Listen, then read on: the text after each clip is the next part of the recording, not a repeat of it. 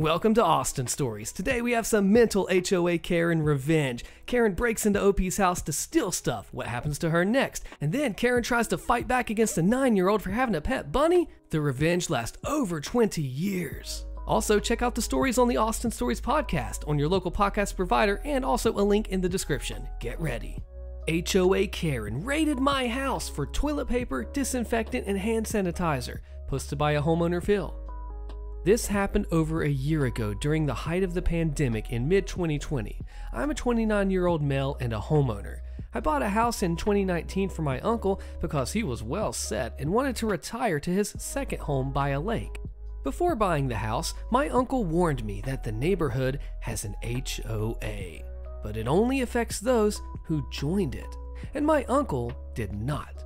But the price my uncle was offering was half the home's value.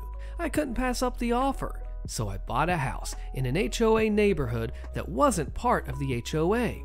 Right after I moved in, I got a knock at the door, and when I opened it, I was greeted by an older woman with short graying blonde hair and a face covered in thick makeup, and was holding a welcome to the neighborhood gift basket. She introduced herself as the president of the HOA. Then asked to come in so she could help me fill out some forms. I knew what she was trying to do because my uncle warned me she did this to every new homeowner in the area who wasn't a part of the HOA. So I quickly and bluntly stated that I was not going to join her HOA. Her smile quickly disappeared as she started saying that I did not have a choice as all new homeowners are mandated to join. I told her I knew in advance that was a total lie and that I will not be paying any dues or fines and will be ready to call a lawyer if I have to. She called me a thorn to the neighborhood and said she'd be back, though we did not speak to each other for some time.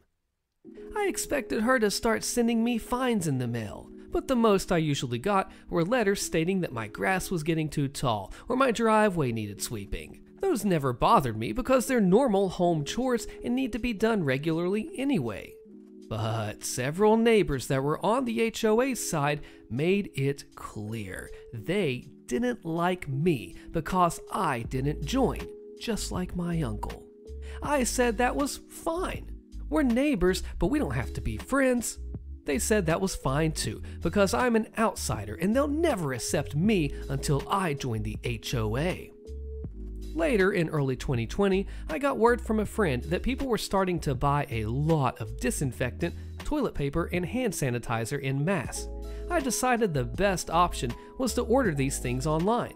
I got 8 big 12 packs of toilet paper, a case of 20 bottles of hand sanitizer, 3 boxes of disposable latex gloves, a couple of boxes of disposable face masks, and a case of 20 large cans of brand name disinfectant spray. I set for the delivery to be signed for only as I did not trust anyone not to steal my packages if they were just left on my porch. When the packages were delivered, several neighbors saw me getting lots of toilet paper and some other packages that contained the other stuff. And just because I'm a paranoid guy, I still bought more of the same stuff when I saw it in stores, like those small cheap 4-packs of toilet paper or off-brand disinfectant sprays. I bought them because I had a feeling some friends or family might need some soon. And I was right. As expected, toilet paper, disinfectant, and sanitizer pretty much disappeared from store shelves for miles around, and people were fighting over it and hoarding it. Meanwhile, I've got a very generous supply that I still haven't come close to using up. The word of my supply got around fast when people started needing some. A friend of mine ran out of toilet paper and had no hand sanitizer, so I gave him a couple of the generic 4-packs of TP and a bottle of sanitizer at my door. A few family members ran out too, and I shared with them as well. They were all extremely grateful. But I ended up with several neighbors knocking on my door and asking to buy my supply or wanting handouts. But I refused and said I only gave some of what I had away to friends and family. and they made it pretty clear to me before that we'd never be friends since I refused to join their HOA. So, if I were to give some to one neighbor, they'd all want my supplies, and then I'd run out, well, really fast. They didn't like this and harassed me several times from the sidewalk, but I just ignored them. Later, the HOA Karen showed up at my door and told me several neighbors had run out of all the items that this post is about. Then said she wasn't asking, but demanding that I share my stock with my neighbors to set a good example. I told her to buzz off because that had nothing to do with me. I may be a jerk, but I'm a well-prepared jerk, and I've read her HOA bylaws online. So, even if I was a member of her HOA, which I was not, I wouldn't have to give up my stock either way. She left while yelling at me that one day I'd regret not being a good neighbor or being a part of her HOA. The next time I went to work, I was notified around noon by the cameras I had at my house that there was a thief breaking into my home. I could see video of them on my smartphone, and it looked like a woman in a spandex suit with her face covered by a hockey mask. I called the police immediately and was allowed to clock out at work so I could rush home. Right around the time I got there, the cops were walking HOA Karen out in handcuffs to a police cruiser. She'd broken into my home by using a crowbar to force open the back door and was tossing all of my toilet paper and any other supplies she could grab out into my backyard, where her kids were picking it up and bagging it. I pressed charges, and HOA Karen got 6 months in jail and probation. HOA Karen's husband called me to apologize for his wife and told me that he had been planning a divorce for a while because this isn't the first time she'd been in trouble with the law, and CPS got involved too because she was using her kids to help steal from me. So he was going to file for full custody in the divorce. HOA Karen didn't return, and someone new was elected HOA president in her place. Her husband didn't move, and I see him from time to time. And there's no hard feelings between us. And yes, he did get full custody of his kids because his wife had a longer history with the law than I thought. We're sort of friends now too, as we've occasionally had a beer together and he helped me replace my back door that his ex broke. I'm making this post more than a year later because I just saw HOA Karen again. I was visiting some friends in another city and saw her working at the local supermarket there bagging groceries. As soon as we saw each other, she obviously recognized me because she scowled and refused to look at me again the entire time I was there. Karma is a real witch, isn't it, Karen?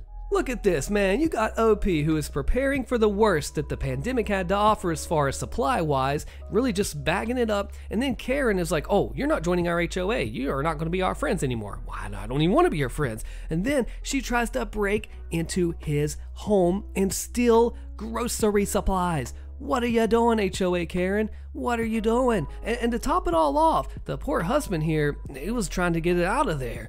She's crazy. She had her kids. Her kids were being thieves too. What kind of example as a mother is that? What kind of example of a parent, of an HOA leader? You're supposed to be not stealing from the people that, I don't even care if they join or not. Karen, what are you doing? You definitely deserve the loss here. OP took the win. Way to go, OP.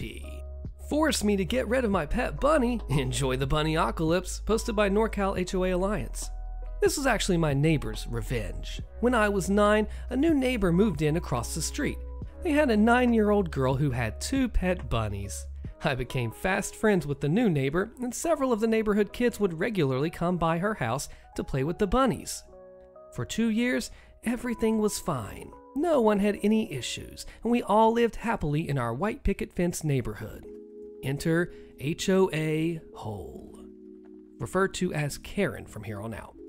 Now, Karen lived on the other side of the new neighbors. Our HOA was fairly reasonable. Don't paint your house neon pink, cut your grass, otherwise you're safe. But Karen was high-ranking on the board and had a tendency to nitpick about stupid things. After 2 years, Karen had gotten bored and decided it was a problem that new neighbors had bunnies. Why? Well, because deep in our HOA bylaws, it states that you cannot have any non-domesticated pets.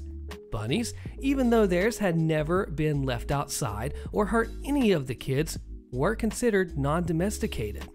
Karen made a stink to the board and insisted that something be done immediately. HOA sends a letter that the bunnies get gone ASAP or fines would start accumulating. New neighbor tried to go talk to Karen and explained that they're his daughter's pets, they're harmless and so on, and Karen wanted none of it. She smirked and told his daughter to tell bugs bye-bye. What Karen didn't know is that new neighbors were only a few weeks away from moving back across the country to be closer to family. They'd done a private sale on the house, no signage outside, and most people didn't even know. New neighbor could have just ignored the letter and he would have been gone before the fees could hit. But no, that would be too easy. What did he do instead? He drove to a friend's property in a rural area of town, captured 4 wild bunnies, and set them loose in the neighborhood the day before he moved. And boy did those bunnies do what bunnies do. And where did they do it? Where he and his wife had spent years creating a bushy, flowery oasis. Within a month or two, the bunny population doubled, a few more, and it tripled. Within a few months, our neighborhood was overrun. For the most part, they were harmless, stayed out of the way, and added a homey feel to our yards. For Karen, it was havoc on his beautiful yard, and he spent months petitioning that the HOA eradicate them, to no avail. 20 years later, and the neighborhood is still a bunny hideaway. Karen still lives there and has long given up on protecting his beautiful backyard from the bunnies. All because he wouldn't leave a 9-year-old girl's pet bunnies alone. I mean, you just look at this situation here. This male Karen thinks he runs the place because this HOA, oh, you're breaking the rules, you got a little bunny. Let it go, man, let it go, they're not harming anything. And just because that one rule, that butterfly effect or whatever, bunny effect in this case, comes out, the whole neighborhood becomes a bunny haven. 2 decades later, he's still there in his older age now, looking back at the decision he made some years ago, not understanding how all these bunnies magically got here.